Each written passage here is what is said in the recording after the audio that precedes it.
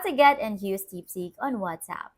In this video, I'll show you how to get and use Deepseek on WhatsApp to access AI features directly from your phone. First, check if any existing bot platforms or third party tools already offer DeepSeek integration on WhatsApp. Since DeepSeek doesn't have an official WhatsApp bot, you'll need to set this up using a service like Twilio, WhatsApp Business API, or Make.com.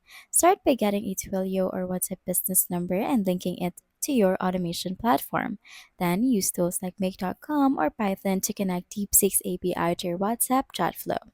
When a message comes in, it sends that message to DeepSeek's API, receives a response, and forwards it back to the user via WhatsApp.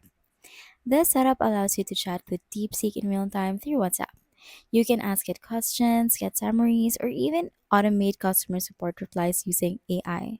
It's a great way to use AI without needing a separate app, and you can build it yourself or find a pre made solution that already includes DeepSeek integration. And that's how you get and use DeepSeek on WhatsApp.